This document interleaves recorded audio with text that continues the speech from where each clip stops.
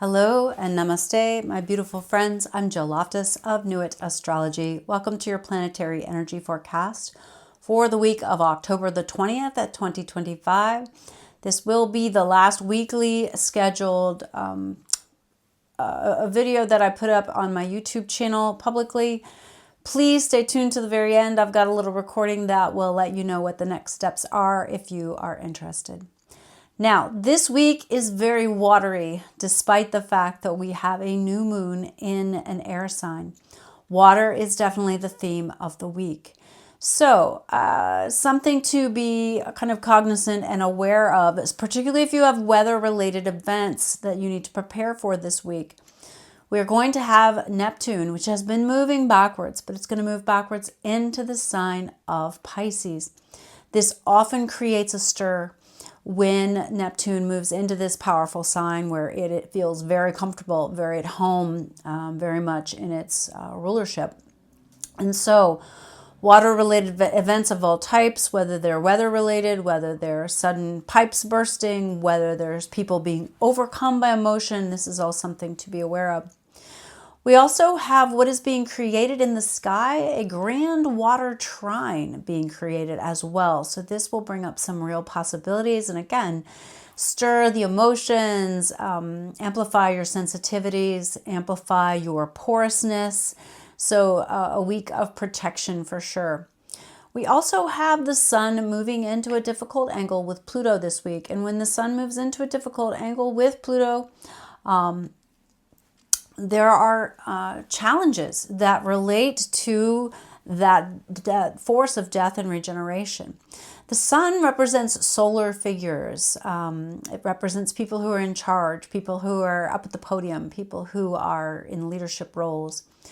Pluto represents the masses, and particularly in Aquarius, the masses are wanting to rebel. And so this brings a tinge of complication to the week for sure.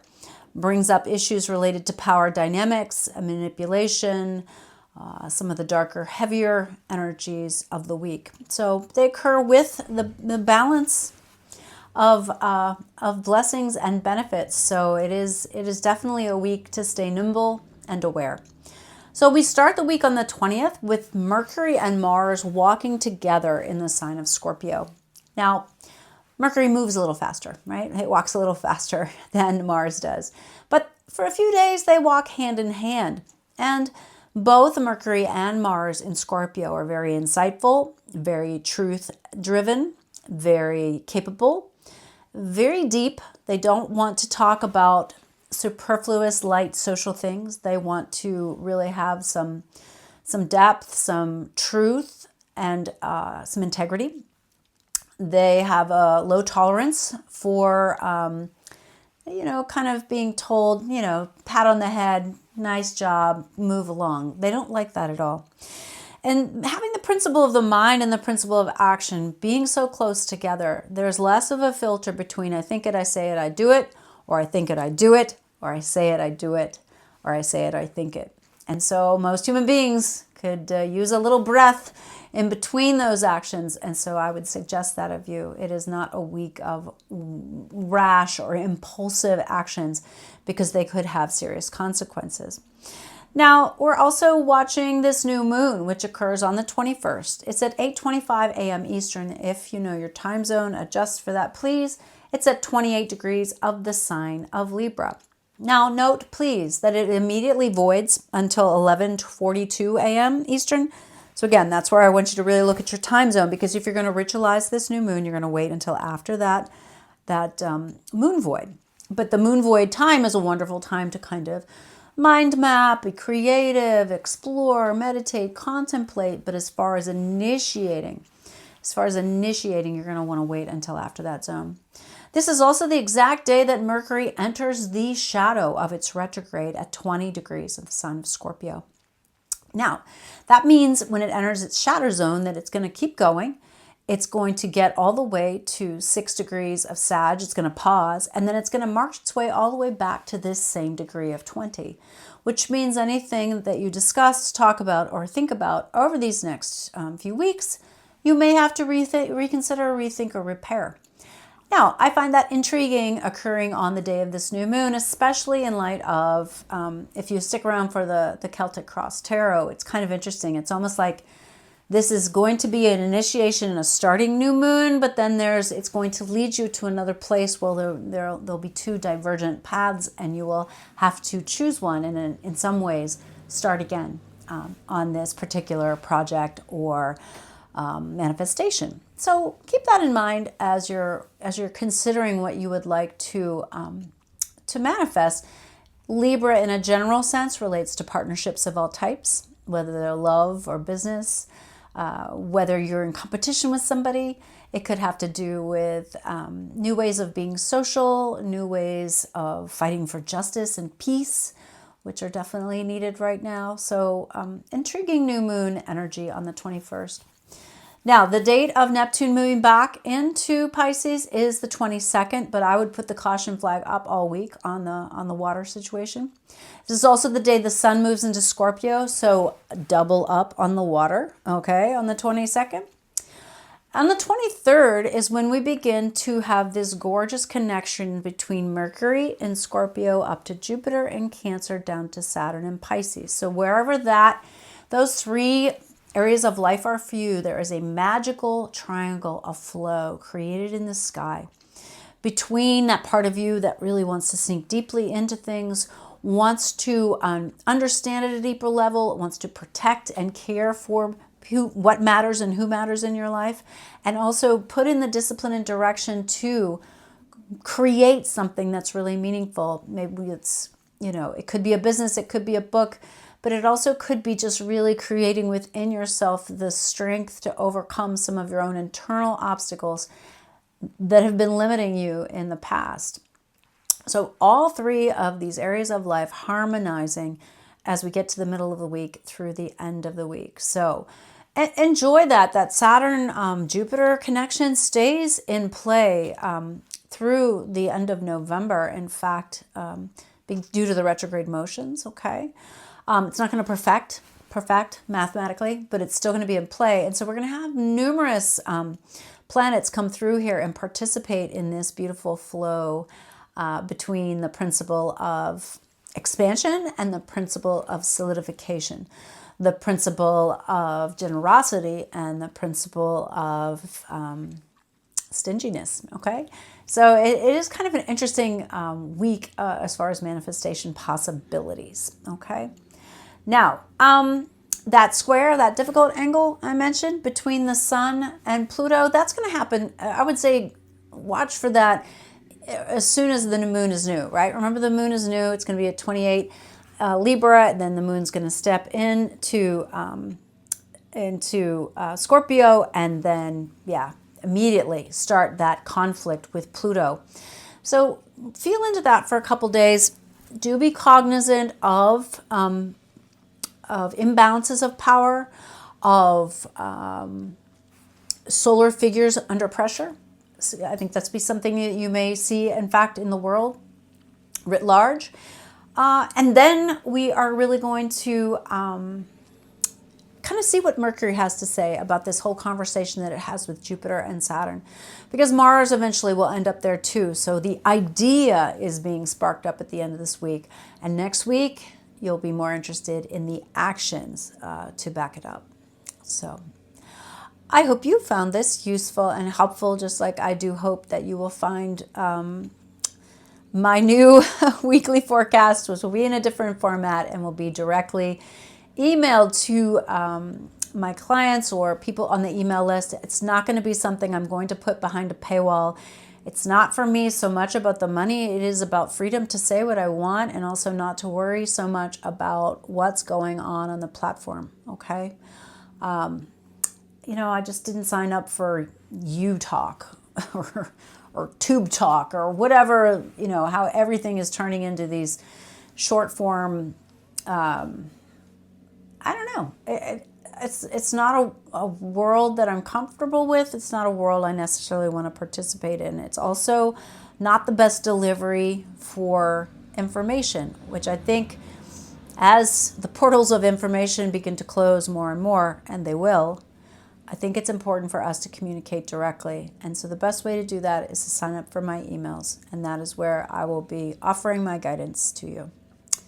All right. So again, more details on that after the Celtic Cross. Stay tuned. I wish you the most marvelous new moon and a wonderful week. Let's see what the tarot has to say about this new moon. Hello and namaste. Welcome to your Celtic Cross reading on this Libra new moon. So for the collective, what can we do to augment their understanding of the astrology with a Celtic Cross reading on how best to handle this manifestation moon? So let's take a look.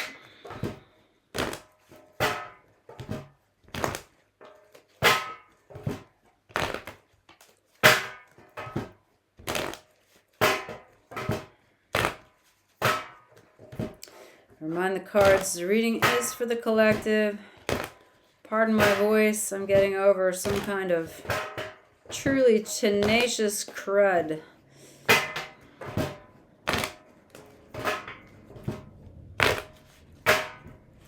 Alrighty, so in a Celtic Cross, the very first card is the Querent. It's you.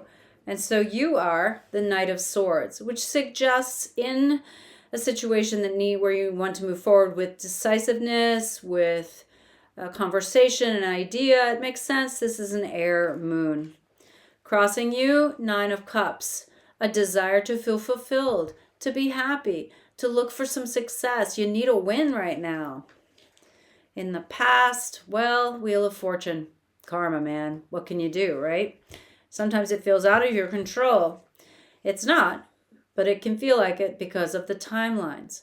Future, the card is the 3 of Pentacles, which indicates you've already made some progress on this, whatever this new moon is about for you. You've already started putting down the tracks, started building the foundation.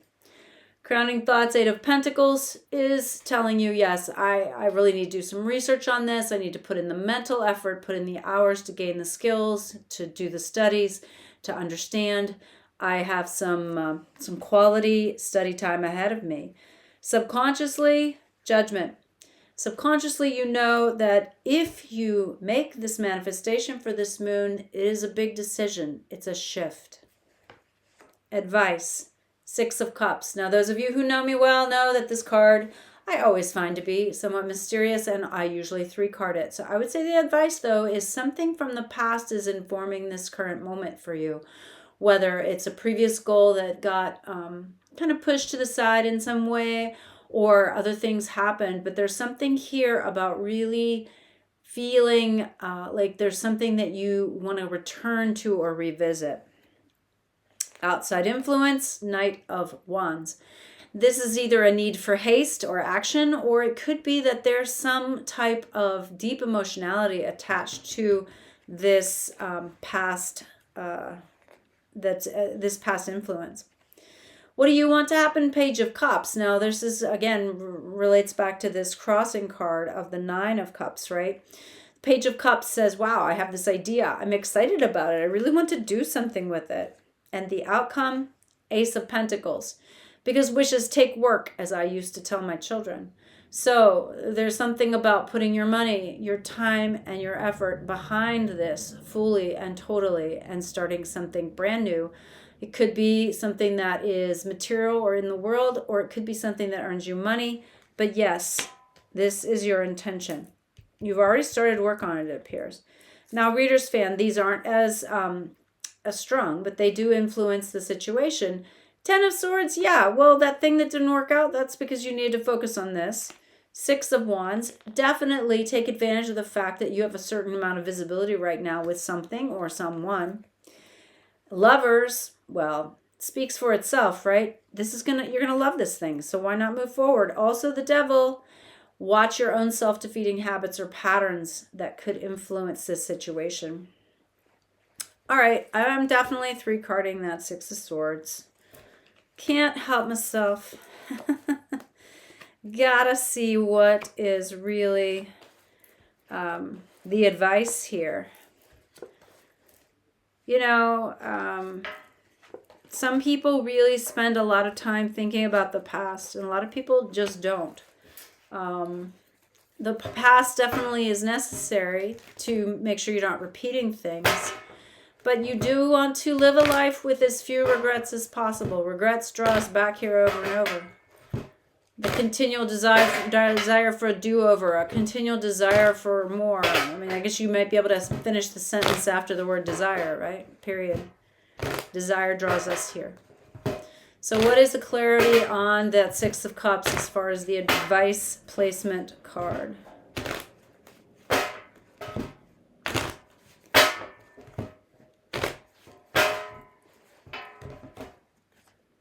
King of Wands. So interesting that the outside influence was the Knight of Wands. So King of Wands, this action. Eight of Wands, something shifting rapidly. And the Lovers again. So very interesting. Yeah, it's a previous thing you were passionate about. And so it's about really going for it. It's about jumping in with it. It's about not just thinking about it, but actually doing it.